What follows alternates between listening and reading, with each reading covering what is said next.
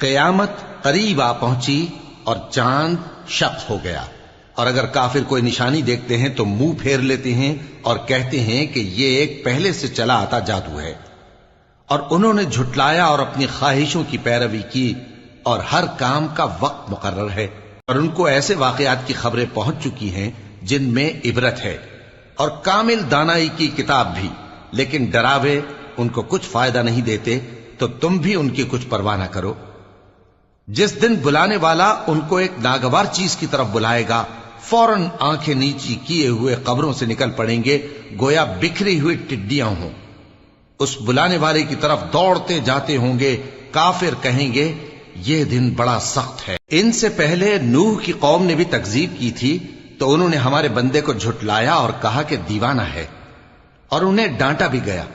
تو انہوں نے اپنے پروردگار سے دعا کی کہ میں ان کے مقابلے میں کمزور ہوں، بس تو ہی بدلہ لے لے۔ پس ہم نے زور کے مے سے آسمان کے دہانے کھول دیے اور زمین میں چشمے جاری کر دیے، تو پانی ایک کام کے لیے جو مقدر ہو چکا تھا جمع ہو گیا۔ اور ہم نے نوح کو ایک کشتی پر جو تختوں اور میخوں سے تیار کی گئی تھی سوار کر لیا، وہ ہماری آنکھوں کے سامنے چلتی تھی۔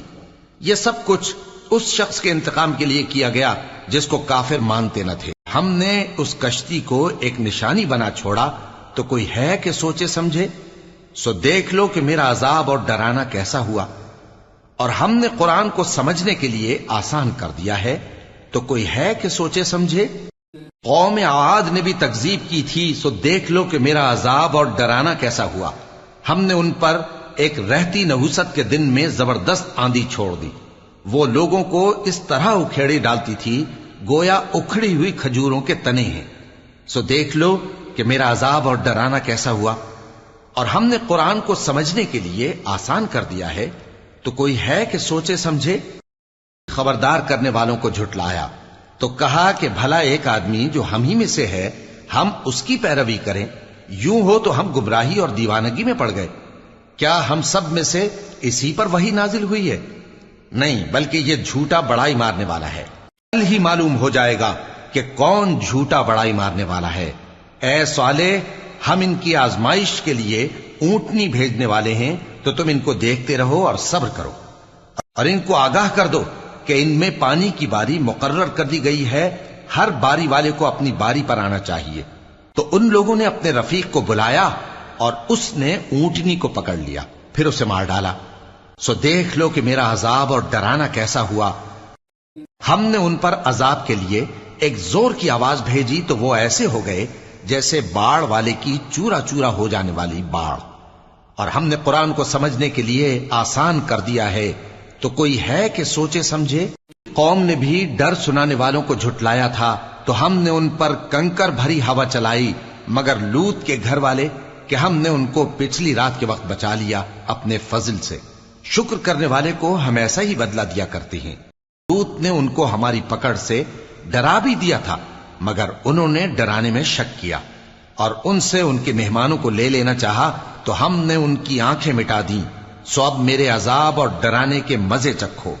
اور ان پر صبح سویرے ہی ٹھہر جانے والا عذاب آ نازل ہوا، تو اب میرے عذاب اور ڈراووں کے مزے چکھو۔ اور ہم نے قرآن کو سمجھنے کے لیے آسان کر دیا ہے، تو کوئی ہے کہ سوچے سمجھے؟ فرعون کے پاس بھی ڈر سنانے والے آئے تھے، انہوں نے ہماری تمام نشانیوں کو جھٹلایا، تو ہم نے ان کو اس طرح پکڑ لیا جس طرح ایک قوی اور غالب شخص پکڑ لیتا ہے۔ اے اہل عرب، کیا تمہارے کافر ان لوگوں سے بہتر ہیں؟ یا تمہارے لیے پہلی کتابوں میں عذاب سے کوئی چھٹکارا لکھ دیا گیا ہے؟ کیا یہ لوگ کہتے ہیں کہ ہماری جماعت بڑی مضبوط ہے، اور یہ لوگ پیٹ پھیر پھیر کر بھاگ جائیں گے؟ اصل میں ان کے وعدے کا وقت تو قیامت ہے، اور قیامت بڑی سخت اور بہت تلخ ہوگی۔ بے شک گناہگار لوگ گمراہی اور دیوانگی میں مبتلا ہیں۔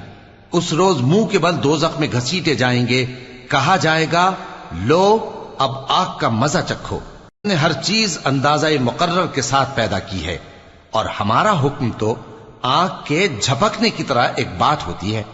اور ہم تمہارے ہم مذہبوں کو ہلاک کر چکے ہیں، تو کوئی ہے کہ سوچے سمجھے؟ اور جو کچھ انہوں نے کیا ان کے اعمال ناموں میں درج ہے، یعنی ہر چھوٹا اور بڑا کام لکھ لیا گیا ہے۔ باغوں اور نہروں میں ہوں گے، یعنی سچی بیٹھک میں ہر طرح کی قدرت رکھنے والے بادشاہ کی بارگاہ میں۔ صدق اللہ العظیم۔